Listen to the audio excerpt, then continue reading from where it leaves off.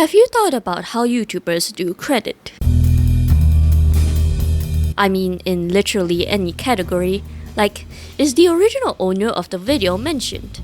Or their username is there in the reaction video? Where did the information these video essay YouTubers said came from?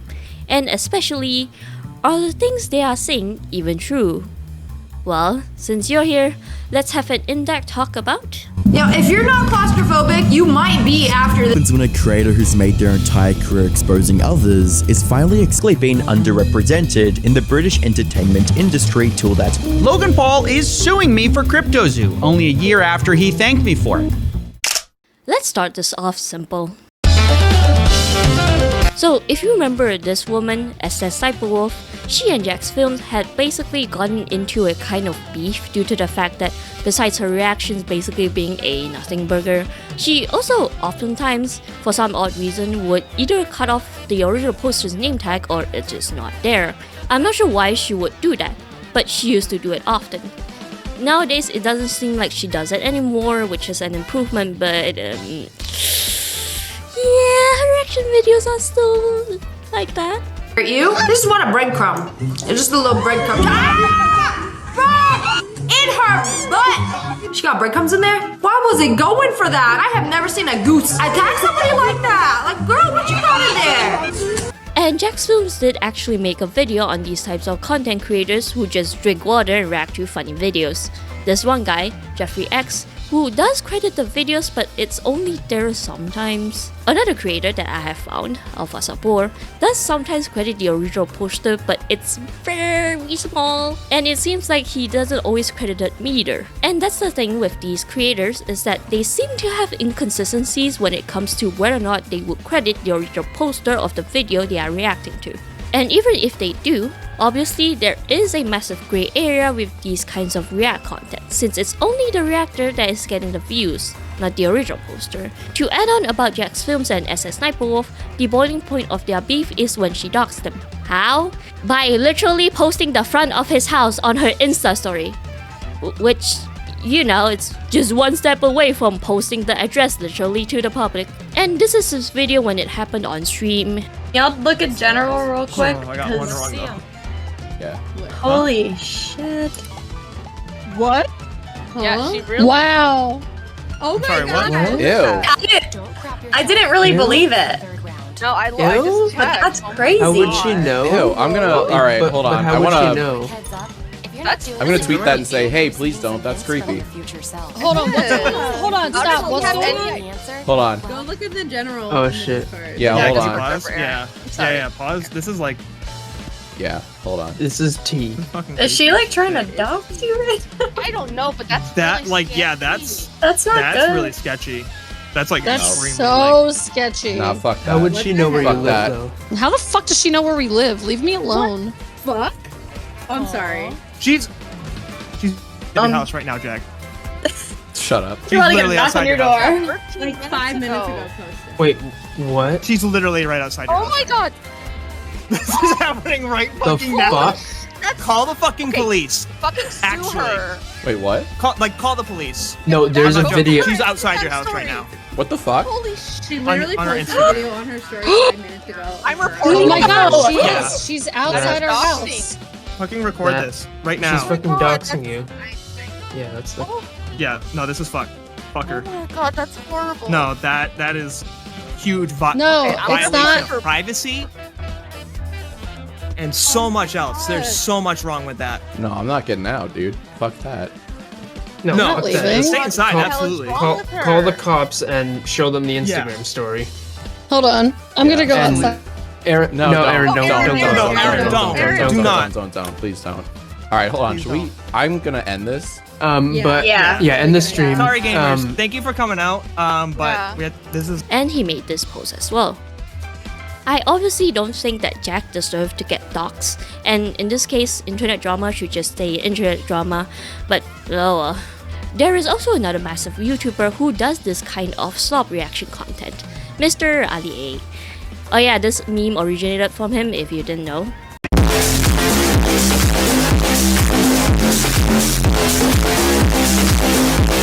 But nowadays, his second channel does the same kind of reaction swap as SSSnpierwolf, though he does credit the original poster nowadays. So this is a thing that's only really been catching on nowadays, but even then, not all of these creators actually do include the original poster for the videos they are reacting to, especially for shorts, who seem like they would just put it there sometimes. Though it still confuses me in a way, since sometimes the creator's tag is literally there and they just outright ignore it or cut out some of it for some reason. But I do know that to some people, they don't really care about it. Well, most of us wouldn't go out to check the original creator that the reactor reacted to, but some of them is not all of us. The most important part is, this is someone else's video that you are making content with, and these videos are basically your content. So it should be basic decency to at least leave their name in there since they are basically contributing to your content. Before anyone argues with me about the daily dose of internet, he has literally admitted that he pays the original poster to use their videos, and has a document of links for every video featured in his videos. But this is like considering what's coming next. Once again, it didn't take long for Sunny himself and the people on r/TixandRoses subreddit to find several inconsistencies in the report. Are you sure about that? This section is going to be very long, and you will see many old faces here. But we will first get through some extremely familiar faces if you have seen a few previous videos that I've made. Mr. Cis-White Gay Man in Summerton.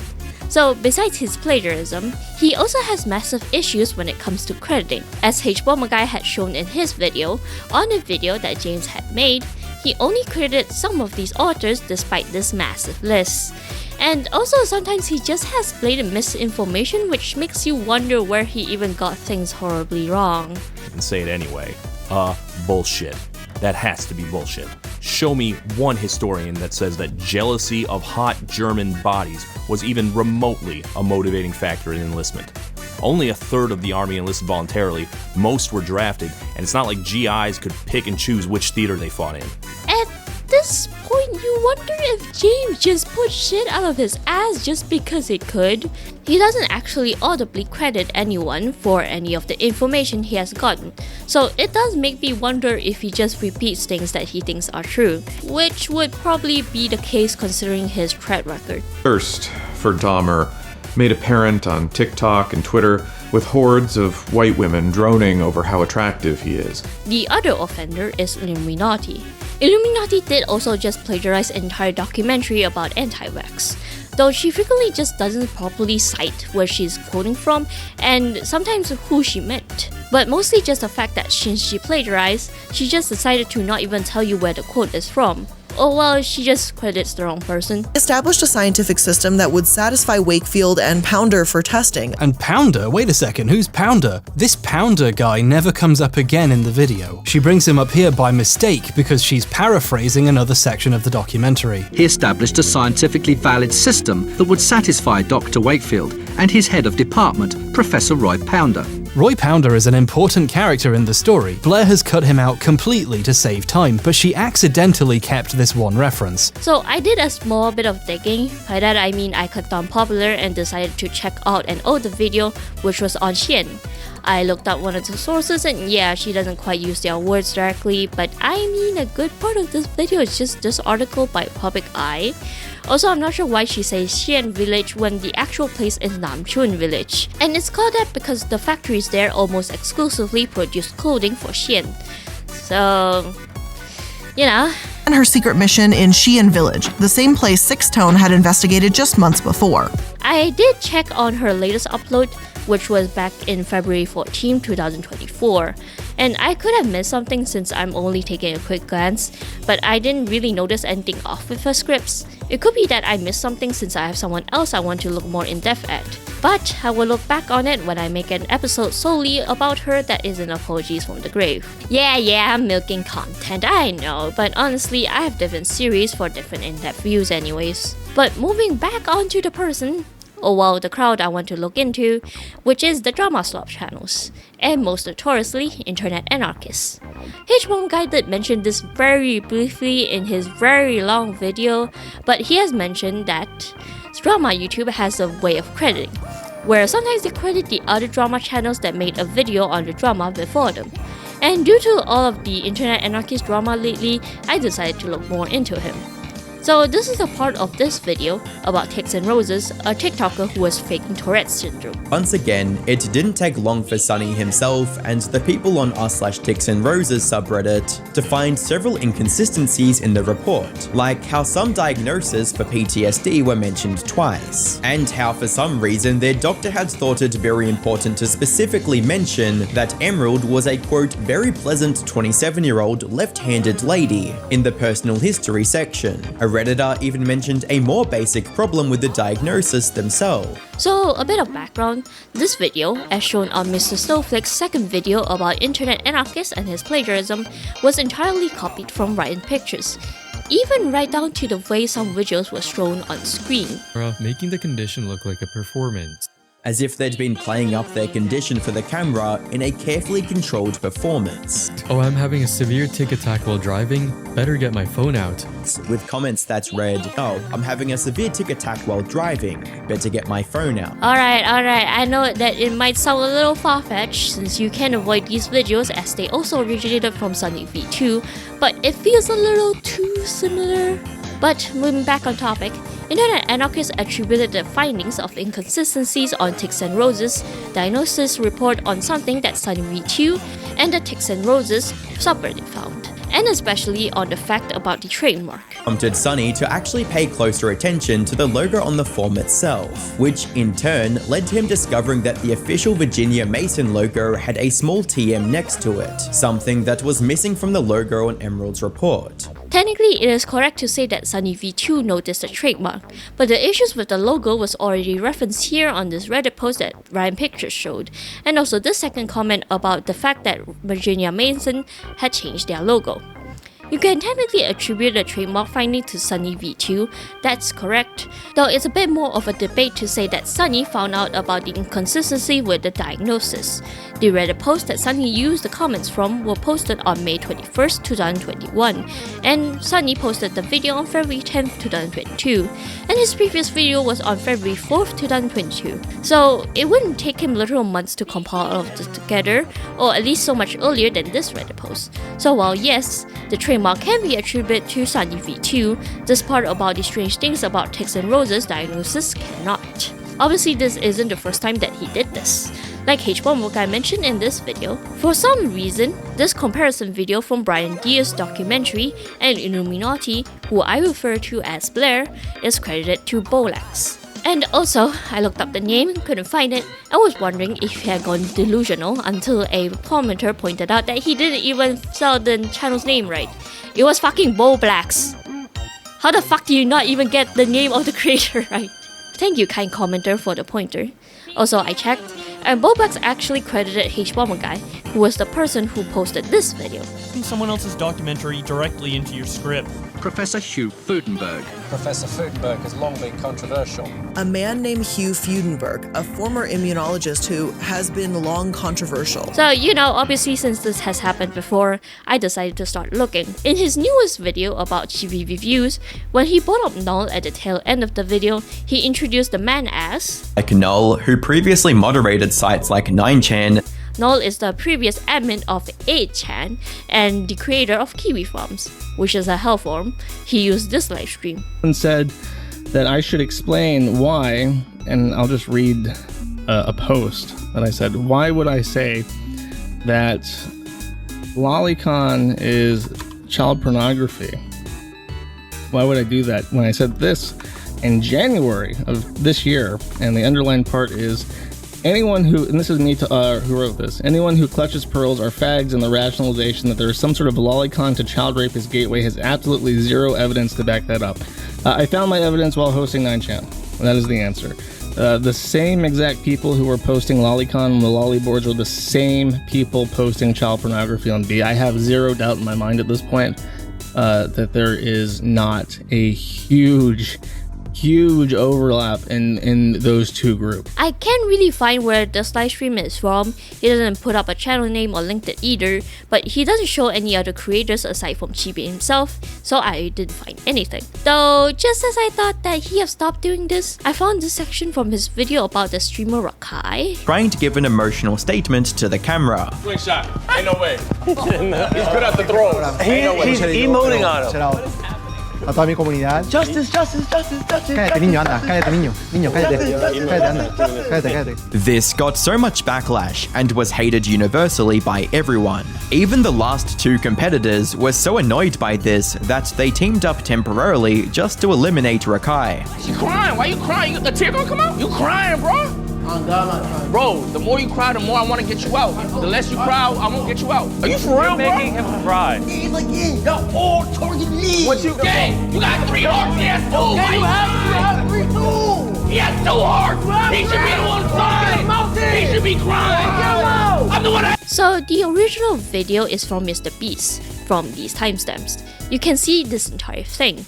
And while I could understand seeing the short since it has 10 million views at the time of writing the script, the other video that he used is actually from a very small channel and the video only has 195 views. And while I understand that YouTube might have shown it to him, I also have to say that why can't he just clip the video for Mr. Beast? Wouldn't it make more sense this way since you're talking about him anyways? Yeah, I've used someone's clips before, but at the time I thought that the apology video no longer existed until I found it after some tries. Also, he did mention that he now has a research team. Oh well, he probably always had it.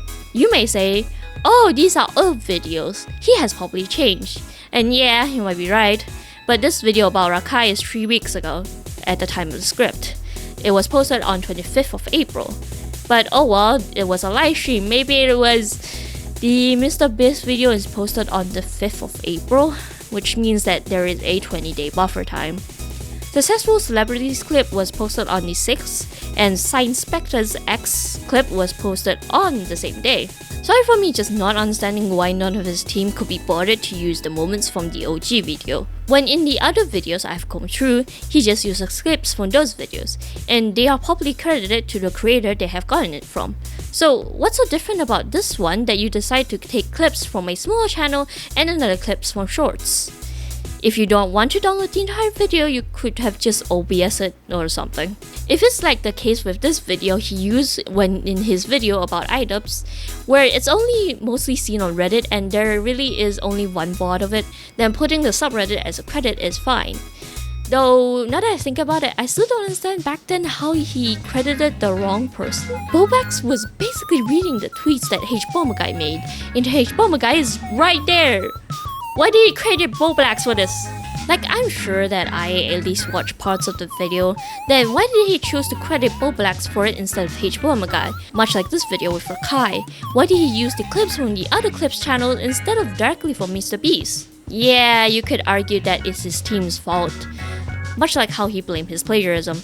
But I want to remind you that IA is the boss, and when you are the boss, everything has to go through you first before anything can be uploaded.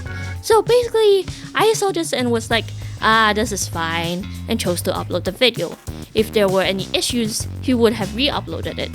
Or just tell the editor to rework it. But speaking about him and why some creators credit the wrong people, I want to seriously talk about.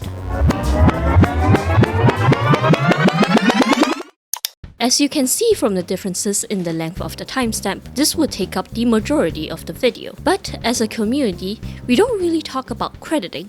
Sure, Hbomberguy mentioned it here and there, but everyone that he talked about in the video was about plagiarism. And incorrect crediting wasn't really the main issue. Even these two that I mentioned, that they have issues with crediting, you could also say that they were trying to hide their plagiarism from the audience. There are some universal ways that no matter what creator you are, as long as you make longer videos, you would do these crediting. For example, by crediting the words that someone else has said, which you would say, quote from XXX, or XXX said and sometimes leave the owner of the quote there. Some people don't. You could also leave whatever header of wherever your info came from. We also show credits of the video that we are using directly, which is what I do mostly. And even drama channels do that as well.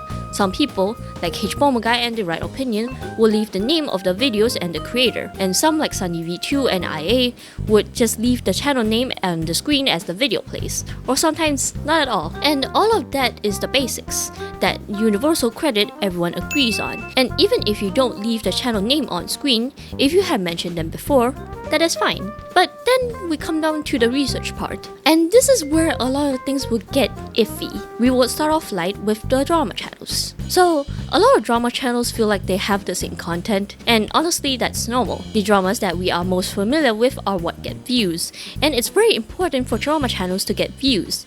And generally, if there is major news, it would be reported as soon as possible. Since there's only so much you could say and use when reporting on the drama, basically what these two channels do, so does a lot of these drama channels will have the same kind of pacing or story. The only difference depends on if there is anything new that came out at the time that the content creator is making the video. And if you want to know why, despite what I said that I agree with Mr. Snowflake in saying that IA did plagiarize others, go check out the link in the description. Though that is also to say that drama channels will be inspired by each other, hence why sometimes they have such similar content. Also, look at who IA ended up crediting for the video comparing Bear's video. However, that does raise a question. How do they do their research? A lot of the times, drama channels are just reiterating back the biggest moments of the drama and then pick and choose a few comments that prove their point or could be used as transitions, style popularized by SunnyV2, which is also what I call a fancier version of content creators like Blacks. In order to research a drama,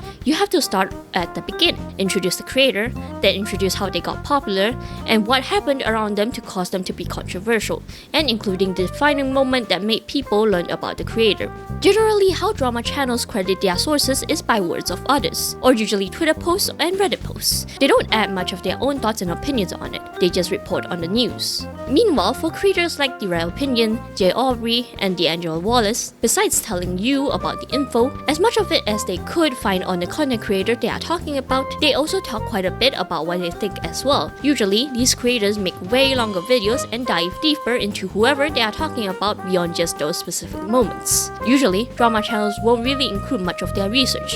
If you want to look it up, you just have to base it on what they have shown on screen or said verbally. Though, the only issue would be if they didn't include things that were objectively true or proven to be true. But some do still dig for a lot more than these content creators do. No one's research is truly more simple. Sometimes it depends on what they want to talk about and what they want to focus on, so they would have different angles for the same creator, unlike these drama channels.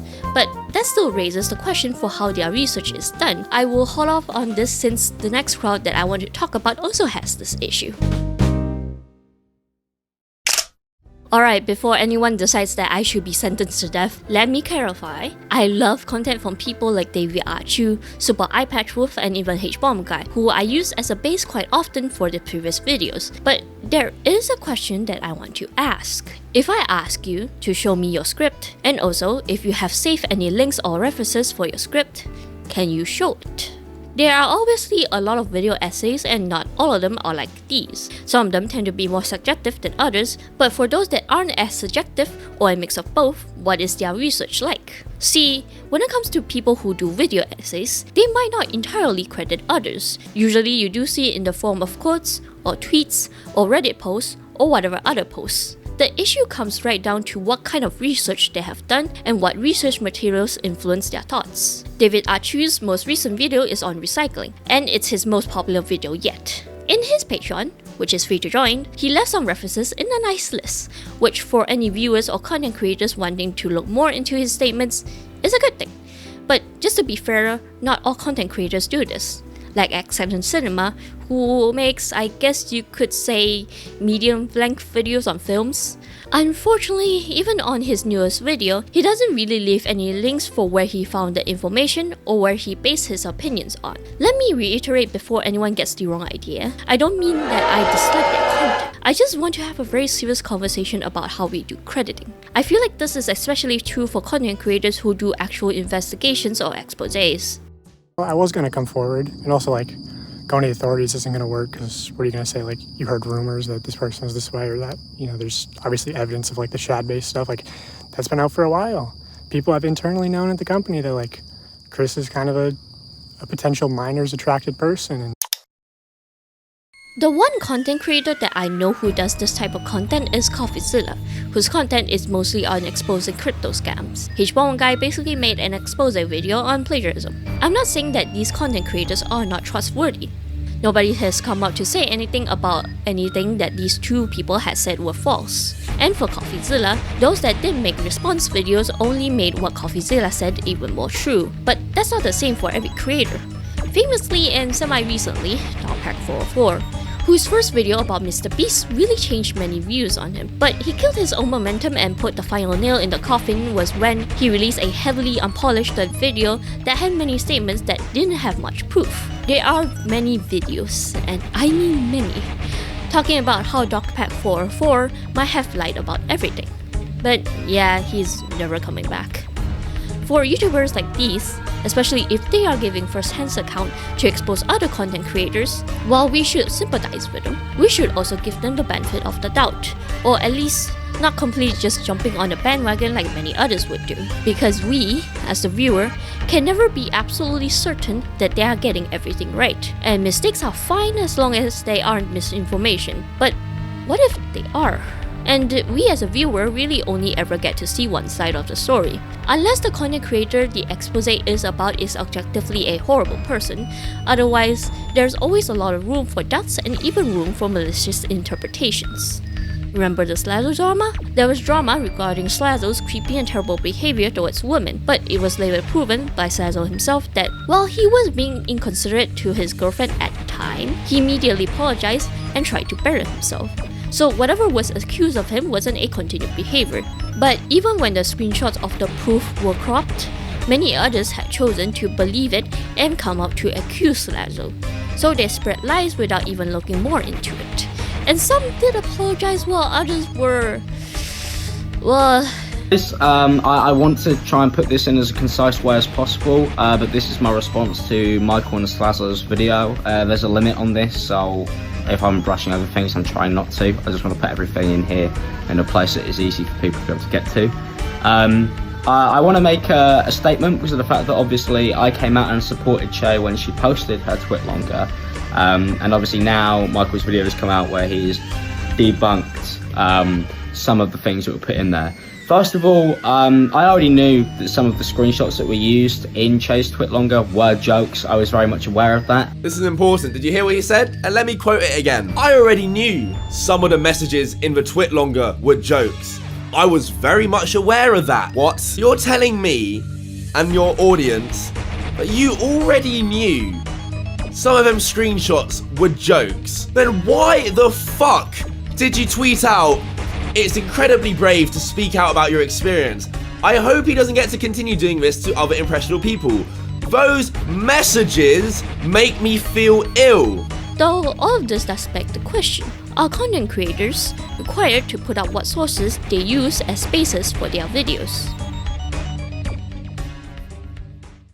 For people like Jane Somerton and Illuminati, sources to them are just for reason to say, hey, I actually credited them in my description despite the fact that I stole every word. Since then, I have learned to be much more overt and obvious with citations, something that may not have been perfectly clear to me 3 years ago. But for content creators who actually form their own opinions through the materials they have watched, does it matter? It's a question that I have been asking myself as I am writing the script. Crediting is very important if you are using the person's words as a direct source of your information, or a direct source for the content that you're making. In those cases, it's a definite must to credit since you're basically just directly quoting said person or using said person's content. But what about those of us that don't? What standards should we hold up to then? We know that the majority of the audience won't really look through our sources. It's just there for a show to show our sense of integrity, to show people that I was probably crediting for the work I had put into this video. And here's my showcase. Here it is. I was thinking about the paste bin that Hbomberguy mentioned Illuminati put her sources in, and how she even put up a private website for a documentary she had watched for a video. And she uses this flimsy excuse to basically steal anything she wants. Blair frequently plagiarizes people, never mentions they exist in the video or cites them anywhere, but she puts a link in a list no one will read. So that makes it okay, right? I was thinking about how clean David Achu's references are. How Super Eyepatchwolf left these links for his wrestling video. In most cases, it is just for show. Most of us won't click into this. Most of us don't even read much anymore and would just let ChatGPT summarize entire text for us. So, what's the point of putting a source there? I think of it like this. I remember being enamored with this video of Garfield by Super Eyepatchwolf, and I enjoyed the journey down the rabbit hole with him. It really renewed my interest in Garfield, in an IP that had existed for so long in such a strange way that I have always accepted its existence. And sometimes I think, maybe it's just for the viewers that are just interested to know more, to truly experience this from themselves. Much like how I would watch someone react to a show I've heard but never all too interested in, and then he quickly skimmed through some parts but said very interesting things about it. Maybe you can say it is to leave something for show to others, to even other content creators who might be skeptical, who may want to look more into the sources. It's also a form of appreciation for those whose works we were inspired by, whose words gave us a view into something that we never really thought that we would learn about. For these people who have influenced our thoughts and opinions on the subject, it's just the most basic way of saying, thank you for your words, you have brought something new for me to think about. And that small appreciation really goes a long way. So really, there isn't a standard way for the video essayists or the commentators to credit their sources. It all depends on the creator wants to. And honestly, yeah, that's fair. Just make sure to call on their bullshit if they make bullshit statements. Americans go traveling in Europe. They make sure to bring home some souvenirs. Mostly Nazi scientists, but also they brought back body fascism. My name is Amelia. This is the Cat is Bored channel, where I talk about whatever I am interested in, and I'll see you next time.